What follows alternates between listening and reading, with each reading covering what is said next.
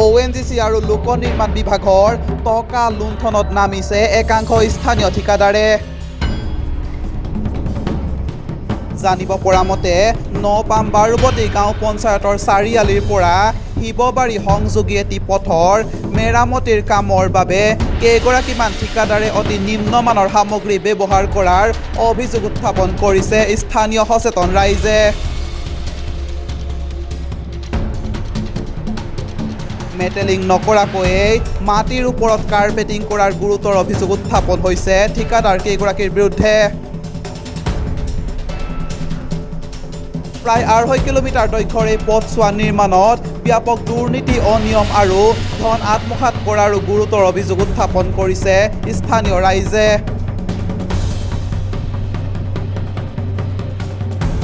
মাটিৰ ওপৰতে বিসংগতিপূৰ্ণভাৱে এনেদৰে কাম কৰি চৰকাৰী ধন আত্মসাৎ কৰাৰ ফন্দি পতাৰ অভিযোগ একাংশ ঠিকাদাৰ আৰু অভিযন্তাৰ বিৰুদ্ধে। অতি নিম্ন মানদণ্ডৰ কাম কৰাৰ বাবে স্থানীয় ৰাইজে ক্ষোভিত হৈ পথছোৱাৰ কাম বন্ধ কৰি দিয়ে। পৰৱৰ্তী সময়ত বিভাগীয় কৰ্তৃপক্ষই কি ব্যৱস্থা গ্ৰহণ কৰিব সেয়াহে হ'ব লক্ষণীয়। গাফিলতি মানে এনেকুৱা গাফিলতি হৈছে আপোনাৰ যিখিনি পৰিমাণৰ মেটেল পৰিমাণে ইয়াত দিব লাগে ৰাস্তাটোত এই অকণমান 1% এনেকুৱাকৈ আমি মেটেল আমি দেখা নাই। আৰু যিহেতু তলত তেল মাৰিব লাগে, আপোনাৰ কিবা মেটেল পৰিব লাগে না চাফা কৰিব লাগে, সেইবোৰ সম্পূৰ্ণ গাফিলতি কৰিছে তেওঁলোকৰ।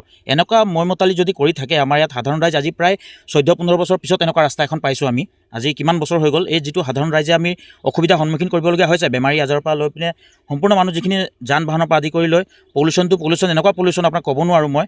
আজি কিমান দিনৰ মূৰত এই ৰাস্তাটোৰ বিষয়ত যদি এনেকুৱা পৰিস্থিতি কৰিবলগীয়া হয় তেওঁলোকৰ, তো আজি আপুনি চিন্তা কৰক। হয় মেটেল দেখা নাই তেওঁলোকৰ, আমাৰ ভিডিঅ' ফুটেজত আপোনালোকক দেখা পাব যে আজি এই বালিৰ ওপৰতে আপুনি কাৰ্পেটিঙৰ মেটেলটো মাৰি দিছে, যিহেতু আমাৰ হাতেৰে চপৰাকৈ উঠি গৈছে।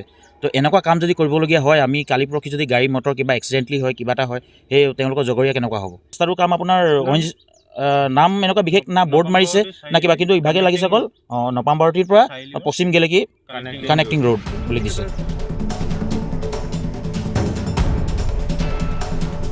শিৱসাগৰৰ পৰা ফৰিদ আলীৰ report, news 12 Assam north east.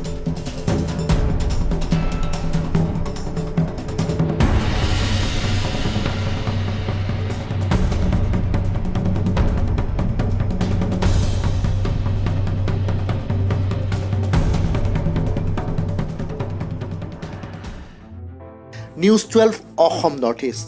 যাত্ৰা আমাৰ অবিৰত, সংকল্প অপ্ৰতিৰোধ্য।